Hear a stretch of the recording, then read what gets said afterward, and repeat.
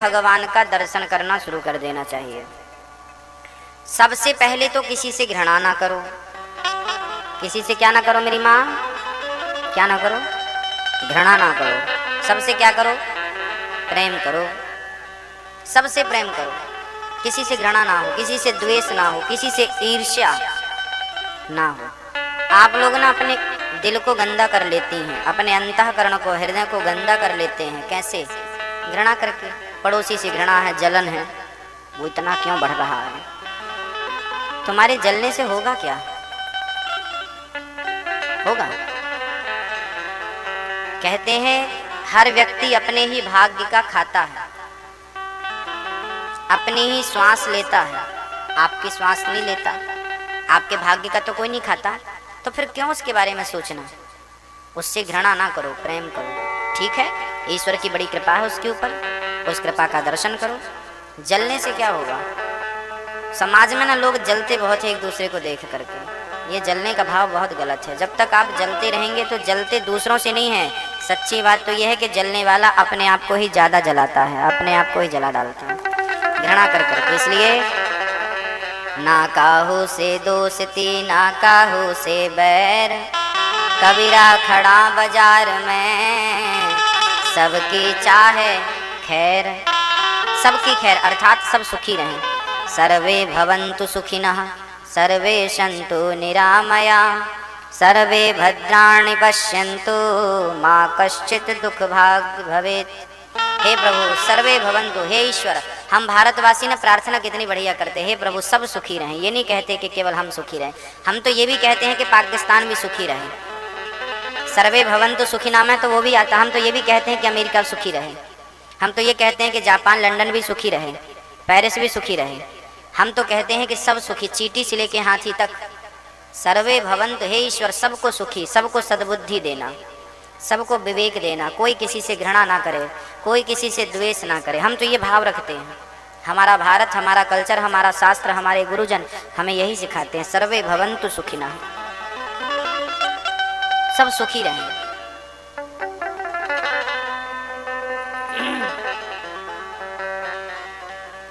तस्मात् भारत सर्वात्मा, सब में ईश्वर का दर्शन हो और ज़्यादा से ज़्यादा कथा सुनने की आदत हो। ज़्यादा से ज़्यादा आदत क्या होनी चाहिए? हम लोगों की निंदा सुनने की आदत है। हम लोग ना निंदा ज़्यादा सुनते हैं, चुगली ज़्यादा। फलाने की बुराई करो तो बड़ा मजा आएगा। पता नहीं लोग निंदा क्यों सुनते हैं, क्यों अपना समय वेस्ट करते हैं। आप लोगों को अच्छा लगता है ना निंदा? आपको तो कोई सास की बुराई बस कर दे तो बड़ा रस मिलता है। बहुओं को तो सास की बुराई सुनने में मजा आता है, और सास को बहुओं की बुराई। और सास बहू दोनों मिल जाएं तो फिर किसकी करेंगी? पड़ोसन की। मतलब इनका समय सदुपयोग में जाता है। क्यों किसी की? छोड़ो। श्रोतव्य, ज्यादा से ज्यादा कथा सुनना सीखो। ईश्वर के बारे में सास कथा सुनाए, बहू सुने। अरे भगवान की कथाएं क्या कम हैं? भगवान की लीलाएं तो गाते गाते शरीर पूरा हो जाएगा। हरि अनंत, हरि कथा अनंता, कहाँ ही सुना ही बहु विधि सब संता। हम पूरे हो जाएंगे पर भगवान की कथाएं पूरी नहीं होंगी। इतनी कथाएं सुनना है तो कथा, देखना है तो कृष्ण को, नाम लेना है तो राम का, बस श्रोतव्य। समय खाली है, घर पे कोई नहीं है, अकेले हो, टाइम गुजर नहीं रहा है तो फेसबुक व्हाट्सएप मत चलाओ, कीर्तन करो। रघुपति राघव राजा राम,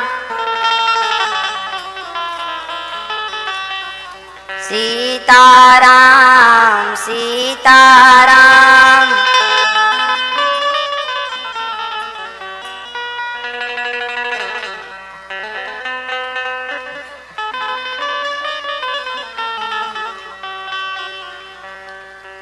प्रेम से अपने घर पर ये करो, क्या होगा? टाइम पास नहीं होगा।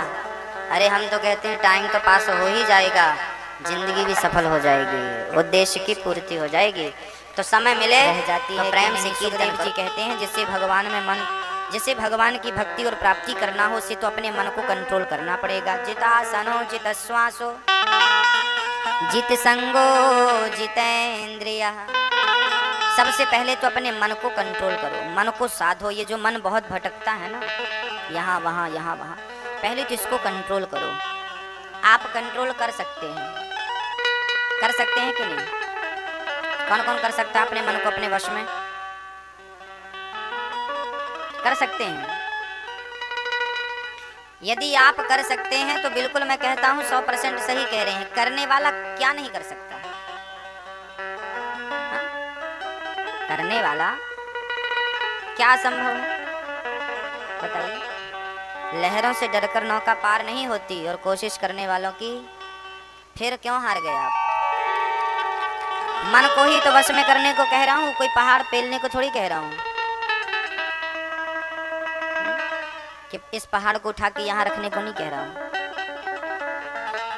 मन को ही वश में करना हो। जिस दिन ये मन वश में हो गया, उस दिन आप ना भगवान बन जाएंगे, आप पूजनीय हो जाएंगे। संसार आपको अपनी पलकों पर, सिर पर बिठाएगा, आरती उतारेगा आपकी, जिस दिन ये मन वश में हो गया। आप लोग ना बहुत श्रेष्ठ हैं, बहुत महान लोग हैं।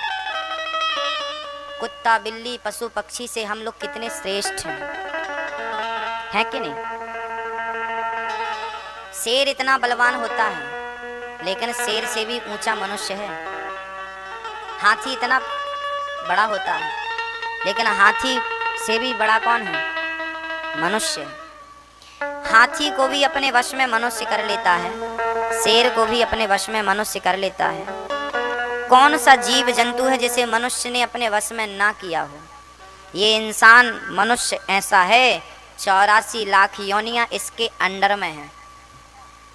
मनुष्य के नीचे काम कर रही हैं 84 लाख योनियां। सबसे श्रेष्ठ, सबसे ऊपर आप हैं। बस एक कदम और आगे बढ़ोगे ना तो भगवान मिल जाएंगे, लेकिन हम ना समझ नहीं पाते। हम वो एक कदम बढ़ाने की कोशिश ही नहीं करते। आगे की तरफ, हम पीछे की तरफ जाते हैं, भोगों की तरफ। हमें भोग अच्छे लगते हैं, विषयों का सेवन अच्छा लगता है। अरे ये विषयों का भोग तो हर जन्म में आपको मिलता था, करती तो आ रहे हो।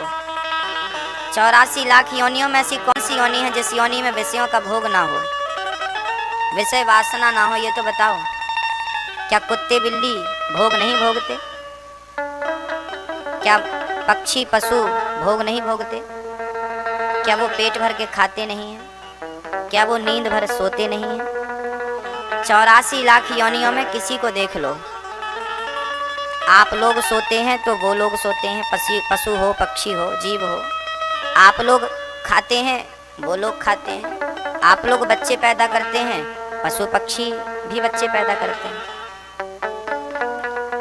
लगभग ये 3 काम तो सब करते हैं, खाना, सोना और बच्चे पैदा करना, सब करते हैं। और मनुष्य होकर भी तुम केवल यही कर रहे हो, तो फिर उन जानवरों में और इंसान में फिर अंतर क्या बचा?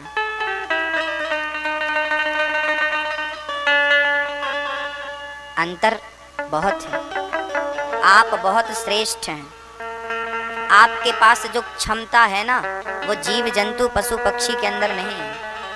आपके अंदर की क्षमता ऐसी है कि आप भगवान को प्राप्त करने का टैलेंट रखते हैं, क्षमता रखते हैं। मन को आप अपने वश में कर सकते हैं, बट पूरी जिंदगी में कर नहीं पाते। आप अपनी इंद्रियों को जीत सकते हैं, पूरी जिंदगी 100 साल में आप इतना सा काम नहीं कर पाए। साहब हमने तो घर बना लिया, हमने तो बच्चे पैदा कर दिए, हमने तो प्रॉपर्टी जोड़ ली, हमारे पास तो इतना बैलेंस है, इतना पैसा है, इतनी खेती है, इतना घर है, इतना, ये सब तुमने कर लिया। अरे तो घोंसला तो चिड़िया भी बना लेती है, तुमने भी तो घर ही बनाया है, तो घर क्या चिड़िया नहीं बना लेती? तुमसे अच्छा बनाती है। तुम्हारा तो फिर भी स्लिप टप टप छू सकता है, पानी गिरता है, लेकिन चिड़िया के घोंसले में तो वो पूरा वाटर प्रूफ होता है और ठंडी प्रूफ भी होता है, उसमें ठंडी भी नहीं लगती, वो गर्मी प्रूफ भी है। तुम्हारा घर तो बहुत गर्म होता है, पर चिड़िया का घोंसला तो ना गर्मी देता है, ना पानी जाता है, ना सर्दी लगती है, मतलब तीनों से बचा है। तो हमारा टैलेंट, अच्छा चिड़िया कोई पढ़ने नहीं गई चिड़िया, लेकिन आपसे हमसे अच्छा घोंसला बना देती है कि नहीं? जब सिखाने वाला भगवान हो तो कौन उसे सिखा सकता है? उसके ऊपर कौन है? जिसे भगवान सिखाए उसे हम और आप क्या सिखाएंगे। इसलिए अपने आप को पहचान लो। मैं केवल आपको आईना दिखाने आया हूँ, दर्पण। आप लोग ना तुच्छ नहीं हैं, छोटे नहीं हैं, आप लोग बहुत कुछ कर सकते हैं। आप सीता ही तो हो पर अपने आप को भूल गई हो, आप राम ही तो हो अपने आप को भूल गए हैं, अपने स्वरूप को भूल गए हैं। आपने ठान लिया है, आपने समझ लिया है, अब हम ये नहीं कर पाएंगे। आपने कोशिश करने के पहले ही हार स्वीकार कर ली है। आप कहते हैं कि हम अपनी इंद्रियों को वश में नहीं कर पाएंगे। एक सज्जन बोले, गुरुजी हमें गुस्सा बहुत आता है, पर हम बहुत कोशिश करते हैं कि गुस्सा कंट्रोल करें, ना आए, पर आ जाता है। हमने कहा बताओ तुम बड़े हो कि तुम्हारा गुस्सा? कौन बड़ा है? आप बड़े हैं कि आपका क्रोध? कौन बड़ा है? आप बड़े हैं। आप यदि बड़े हैं तो बताइए आप अपने आप में कंट्रोल नहीं कर पा रहे हैं। एक क्रोध ने आपको आकर परेशान कर दिया। 2 मिनट के लिए आता है गुस्सा और साल 20 साल के रिश्तों को बिगाड़ के चला जाता है, बनी बनाई बात बिगाड़ देता है। और आप कहते हैं गुस्सा बहुत आता है। अरे आप आने क्यों देते हैं उस दुष्ट को? आप आने देते हैं तो वो खुशी खुशी आता है और उछल पुछल करके चला जाता है। आप कमजोर पड़ गए हैं, आपने उस गुस्से को आने दिया। क्यों आने दिया? पहरेदार लगाओ ना कि बिना पूछे किसी को आने मत देना। याद रखना, आपकी बुद्धि, आपका विवेक ये पहरेदार है। बुद्धिमान जो चाहता है वही आ सकता है, कोई ऐसे ऐरा गैरा नहीं आ सकता। हम चाहेंगे तो हमें गुस्सा आएगा, नहीं चाहेंगे तो नहीं आएगा। तुम हमें एक थप्पड़ मारो आकर के गाल में, आओ प्रैक्टिकल कर लो। आप आओ हमारे गाल में एक थप्पड़ मारो, फिर देखो हमें गुस्सा आता है कि नहीं। हम चाहेंगे तो गुस्सा आएगा, नहीं चाहेंगे तो नहीं आएगा।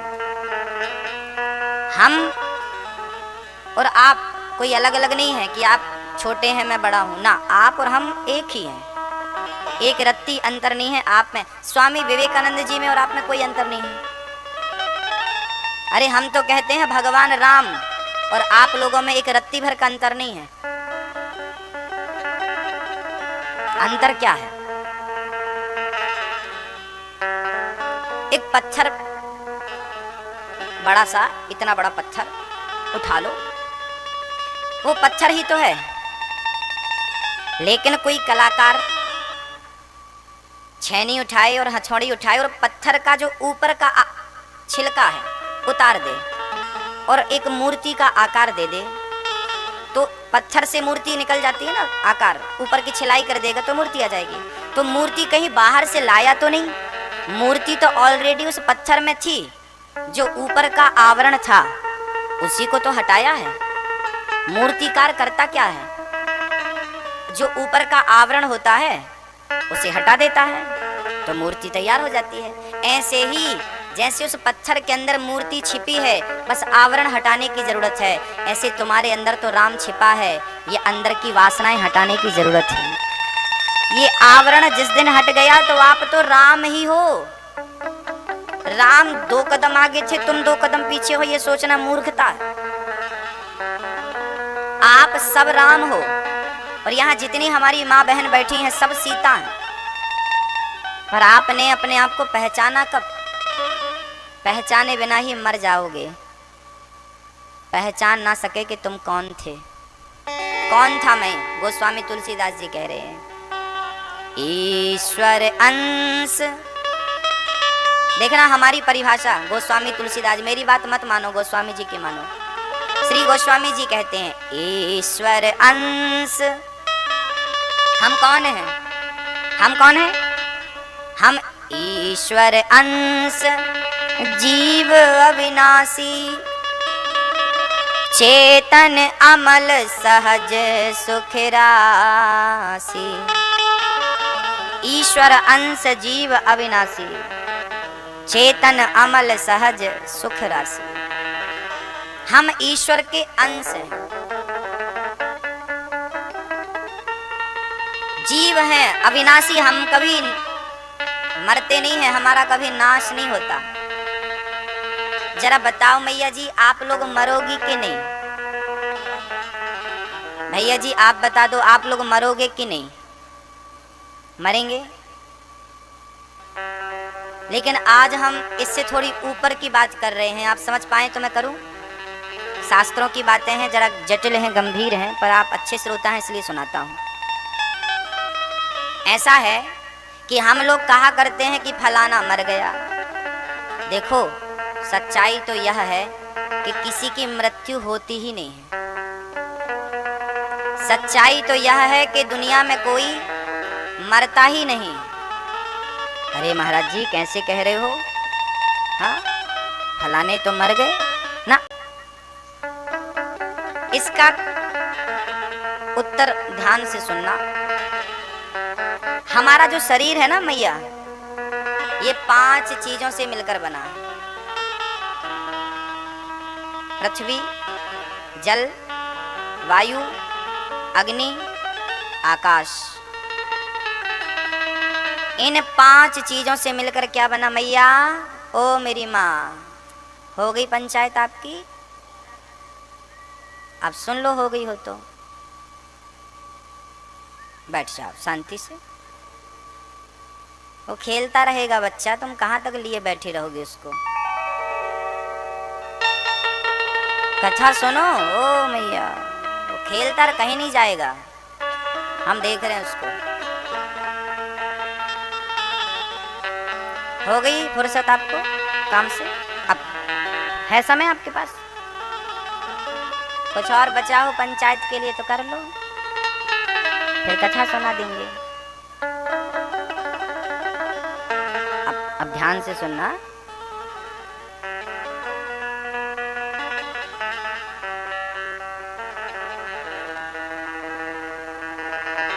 हमारा शरीर 5 तत्वों से मिलकर बना है, और जब हम मरते हैं तो ये 5 तत्व कहाँ चले जाते हैं? 5 तो 5 में ही मिल जाते हैं।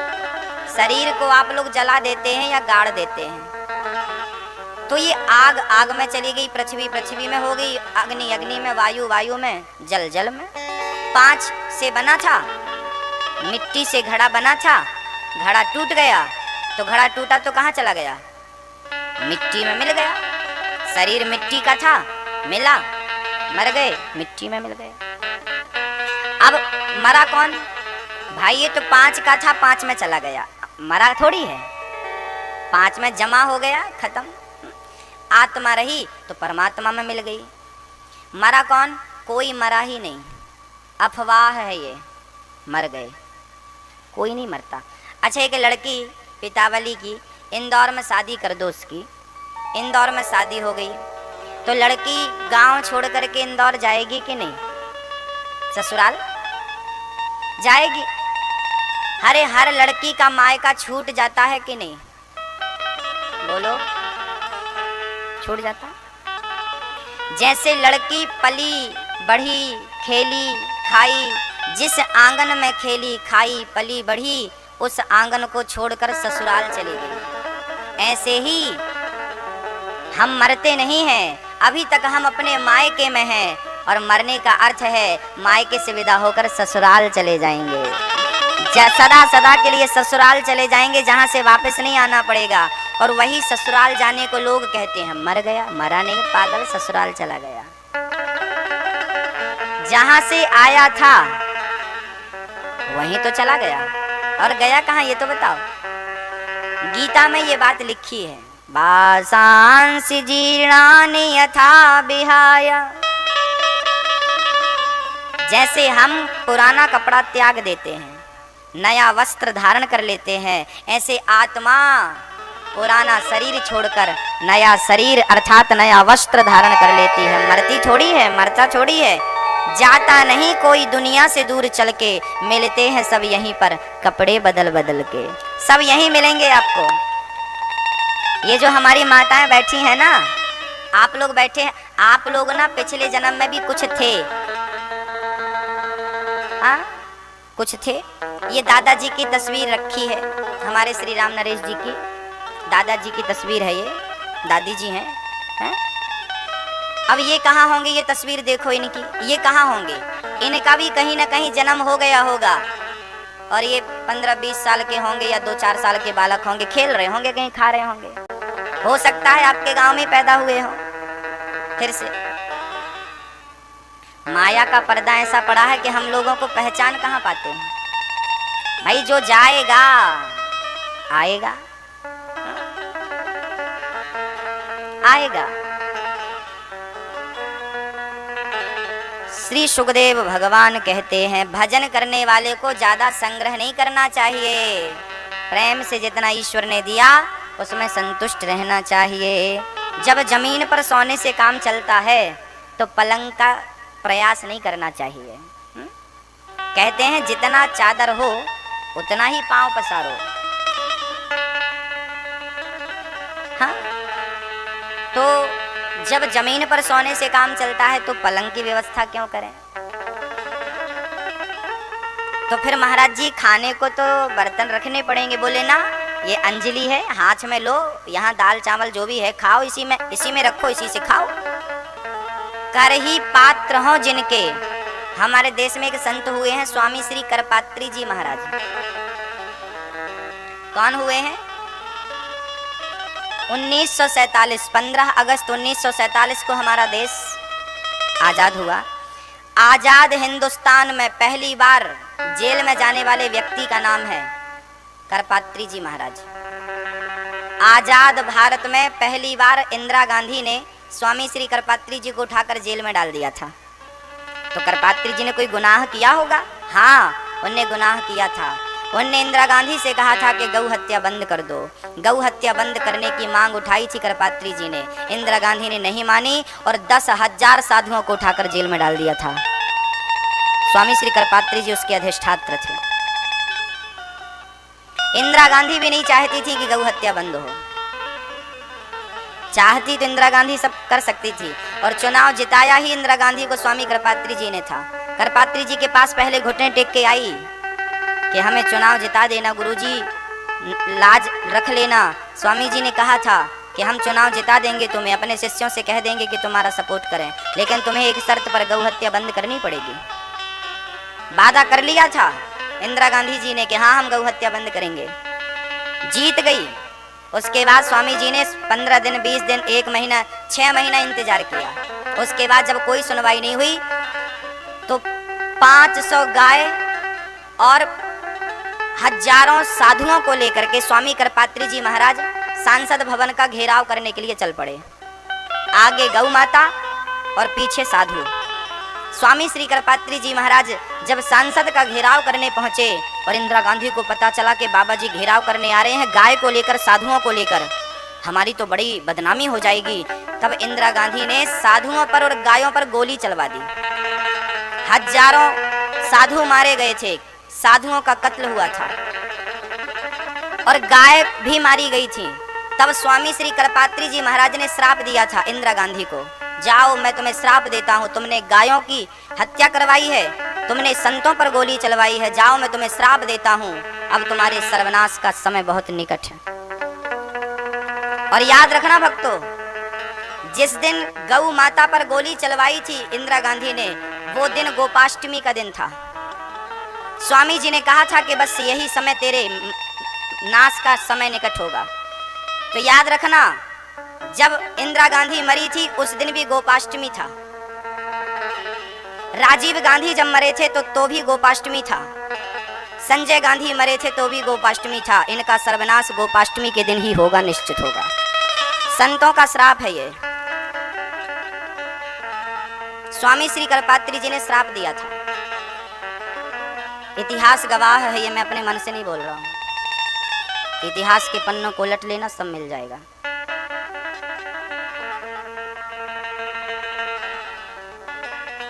इसलिए तो सर्वनाश, इसलिए तो महागठबंधन चल रहा है। अपने अस्तित्व को बचाने के लिए लगे हैं।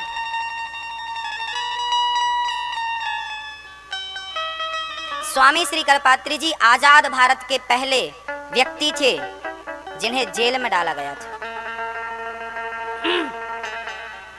जिस भारत में गाय का और संतों का सम्मान होता था, उसी भारत में गाय और संतों का अपमान हुआ।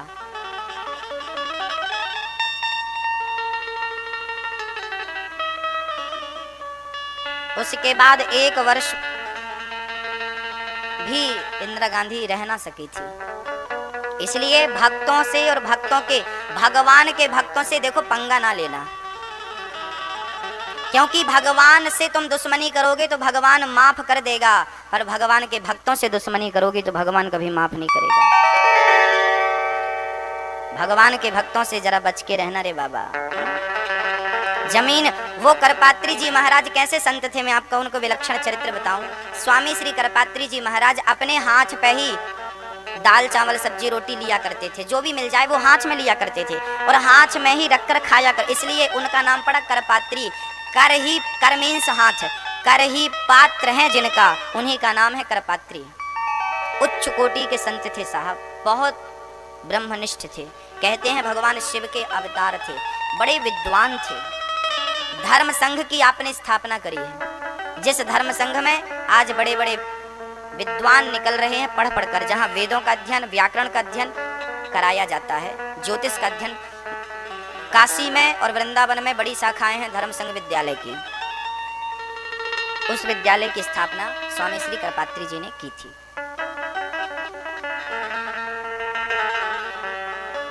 भक्तों,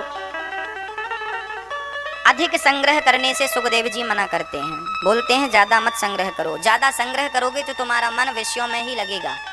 इसलिए राम के नाम का संग्रह करना चाहिए। बोलिए भक्त वत्सल भगवान के जय। तरवाह किम न जीवंती भस्राः किम न स्वसंत्युता, न खादंती न मेहंती किम ग्राम पशवो परे। क्या पशुओं का पेट नहीं भरता? भरता है। वृक्षों की भी लंबी उम्र होती है, ये उम्र मिली है केवल भगवत प्राप्ति के लिए। राजा परीक्षित सुखदेव भगवान के चरणों में गिर पड़े। सुखदेव जी भगवान को नमस्कार करते हैं और सुखदेव जी भगवान के स्वभाव का वर्णन करते हैं। देखो परीक्षित, भगवान कितने दयालु हैं। एक बार शांति दूत बनकर भगवान दुर्योधन के पास गए और दुर्योधन से कहा, दुर्योधन पांडवों को रहने के लिए कम से कम 5 गांव तो दे दो। दुर्योधन बोला, 5 गांव क्या, सुई की नोक बराबर में जगह नहीं दे सकता। भगवान बोले, ठीक है, जब तुम नहीं दे सकते तो फिर छीन लिया जाएगा। तो भगवान समझाए, दुर्योधन नहीं माना। तब दुर्योधन ने महाभारत का हवाला दे दिया, हमसे युद्ध करो और हमसे जीत लो, युद्ध करो।